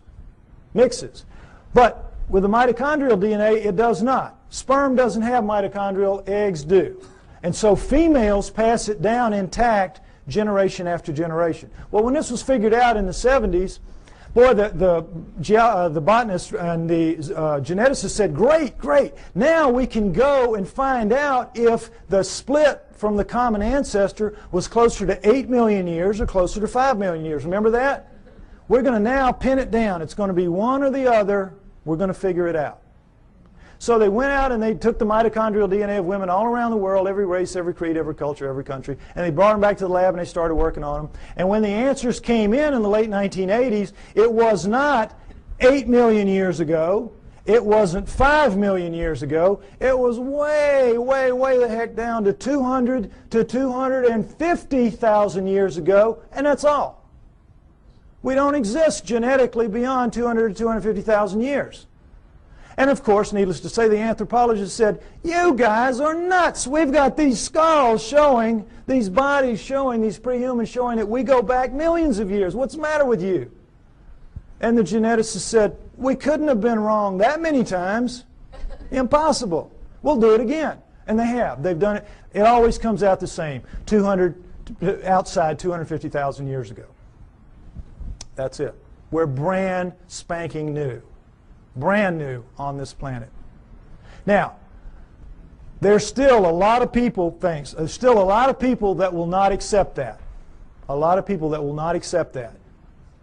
But it is true, and it is becoming more and more acceptable, for as outrageous as it is. Now, not only do we know when we were created, we know where. Where? Because the oldest of us consistently kept coming in southern Africa. Next slide. And in fact, the cover of Newsweek in 1987 showed that if in fact there was an Adam and Eve, they were black. They would have to have been black. But of course they knew the flack they were going to catch, in the South at least, so they made the blacks look as white as they could. This guy looks almost as white as OJ, doesn't he? But the point is, in trying to have it both ways, they caught it coming and going, because you can imagine the letters to the editor after this issue. But the point is, it tells the truth. The oldest of us do come from southern Africa, and we definitely are 200 to 250,000 years old. And guess what else? That is just what the Sumerians say about us. That the Anunnaki created us around 200 to 250,000 years ago in southern Africa to dig their gold. What a coincidence. What a coincidence. Okay, next slide. Okay, what happens when a creature is born in the wild severely screwed up physically? What happens to it? Dies, right? Parents will kill it. They will not put that defect into the gene pool. You're looking at the great exception. You're looking at 28 of our most severe genetic defects, but we have 4,000 and counting. 4,000 and counting. Now, we're only 200, 250,000 years old. We shouldn't have one. We've got 4,000 and counting. How did it happen? Cutting and splicing process mistakes. Cutting and splicing, oops, made a mistake. Cutting, splicing, oops, made a mistake. They don't care. They're making a slave. They're not going to fix the mistakes. What do they care if it's 1 in 100 dies from the problems? If it's 1 in 10, they don't care. They're making a mistake. They're making a slave. But they know the numbers, like we have found out the hard way. If you let the population propagate naturally, those numbers go way down for each person. Right now, as we sit here, we average about 50 of the 4,000, each of us. And we have a mating with our mate. If we share any of those 50, then each of our offspring will have a 1 in 4 chance of expressing it. That's why you'll get mongoloids in the best of families, mongoloids in the lowest of families, and all around the world. And that's what genetic defects are. In the wild, you will get 2-headed calves and 6-legged goats. That's a sperm-egg misconnect. That's not something that you see steadily on and on. a little gem like spina bifida, which is not going to let you live to adulthood, nor is it going to let you reproduce if you do. What's that doing in a gene pool? It was all put there, folks. Put there. No question. Next slide.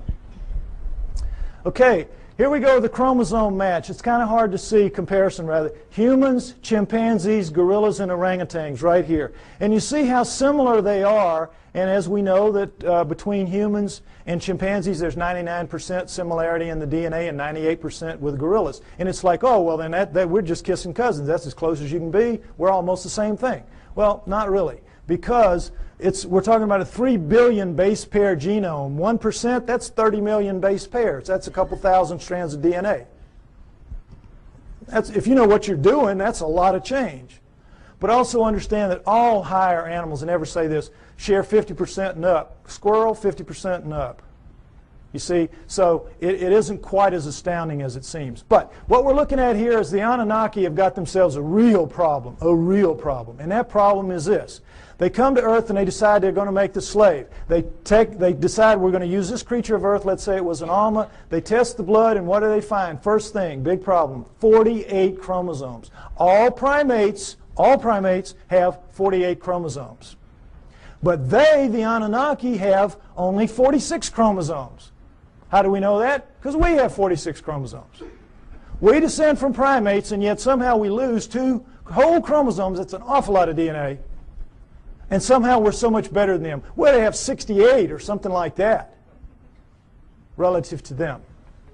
But we don't. We have 46. So we know this was the result of the genetic engineering, and they had a problem, the Anunnaki did. What could they do? They had to, you know, how it works. There's 24 in sperm and egg, 23 sperm and egg. So you got to get the sperm and the egg to match up, one or the other, 23 or 24. Can you take out a chromosome from the creature of Earth, the 24, and still have a creature of Earth? No. Can you add a chromosome to yourself and still have an Anunnaki? Go up to 24 from 23? No. You got a real problem. It's an insoluble problem. And you need that because you got to get the first hybrid to get in the game of the genetic engineering. You got to get something alive that is a blending of you two to begin to work on it. So what can you do? How can you solve that problem? There's only one way, and boy is it smart. You go in and you look and you compare the chromosomes and you find 2 that can be fused and will take up one space but maintain the integrity of all the chromosomal material. You find a spot where you can fuse 2 to make 1, and now you've got all the material but taken up one place, and now you're ready to rock and roll. You with me? All right, let's look at the number 2 chromosome close up. They just went to the second one. They just looked down the row and they said, okay, this will work. Orangutan, 2 and 3. Gorilla, 2 and 3. Chimp, 2 and 3. Human. Uh-oh. Fusion. How long do you think it would take Mother Nature to do this? There's no clearer proof that we're genetically engineered just like they say we are. Next slide. And so, I think it's fair to say that everything we know is wrong, at least about human origins, that we were given life by the gods with a small g through the equivalent of a test tube, and that we were the hair-covered hominoids, and that our humanity emerged from that. Now, this is where I normally end it, and they tell me I'm running out of time, so I want to get to the new thing that I want to share with you. Oh, no, oh, here it is. Because this is really exciting to me. On the 12th of this month, which was just recently, I received an email from a person who wants to remain anonymous. And this is what he said to me. He is a geneticist, a full-blown geneticist. And he says, "Dear Mr. Pi, I agree with your conclusions and will give you a few hints, if you wish, as a DNA deep throat. First, look up the huge discontinuities between man and the various apes for whole mitochondrial DNA, genes for the Rh factor, and human Y chromosomes, among others. Regarding number 3, the chromosomes, I refer you to K.D. Smith's 1987 study titled Repeated DNA Sequences of the Human Y Chromosome.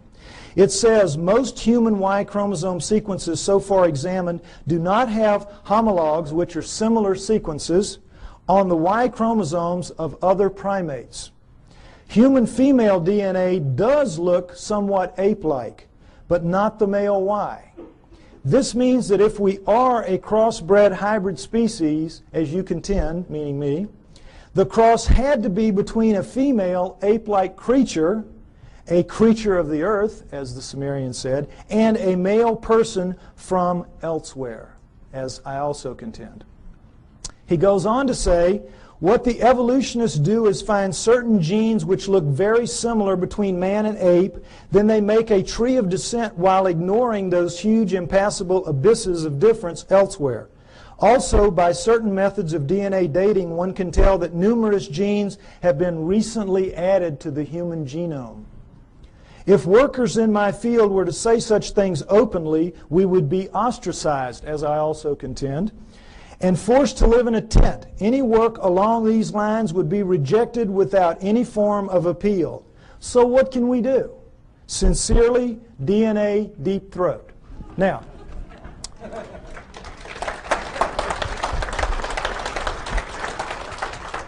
what this means, thank you, what this means is we win. We win. Because where one of these came from, more of these are going to come. As my profile rises higher, and I think, frankly, that I'm the only person out here pushing this genetic stuff that you're seeing like this, more of these are going to come my way. We're going to win. You've seen the evidence. Now, right now, we're getting our brains kicked out. We are getting our brains kicked out. That's why we're called the fringe. And the reason is we keep mounting these frontal attacks on the establishments. And every film that we produce, every photograph, every sighting, every testimony, every capture, every encounter that we have, and we throw at them with the best intentions. Our word is truth, is it not? Our word is, it's true. It's true. And their word is what? Liar. Liar. They dress it up. They say, well, you don't know what you're talking about. You don't know what you're seeing. You made a mistake. It was swamp gas, whatever. They're basically standing there and saying, you're just a bunch of liars. We're right and you're wrong. And because it is our word against their word, our word truth, their word liar, their word wins. Day in, day out, year after year. It's very frustrating, is it not? Boy, it just annoys the heck out of me. But what this means is we're going to win in the end. Why? Because the genes say so. The genes back us up. And right now, this is not a field that you're very familiar with. And I've worked very hard to make this very simplistic so you could understand at least the fundamentals, and it's the same in my book. You need to be aware of this is because this is the back door, kids. This is the back. We're not going to storm them from the front. We've been doing it for years. They know how to deal with us. Our word against them, we're going to lose. But in this instance, the genetic end of it, what is it? It's their word against them. It's their research against them. They're going to lose. We're going to beat them with the genetic evidence. We got to beat them. We will beat them. We know we're right. We know they're wrong. They know they're wrong. They know they're wrong. We just have to get mentally tough and accept that this is a war. This is a fight. This is not, gentlemen, Marquis de Queensberry rules. This is a dog fight. This is a knife fight. And you all have got to get out there and proselytize. You have to familiarize yourself with these basics at least.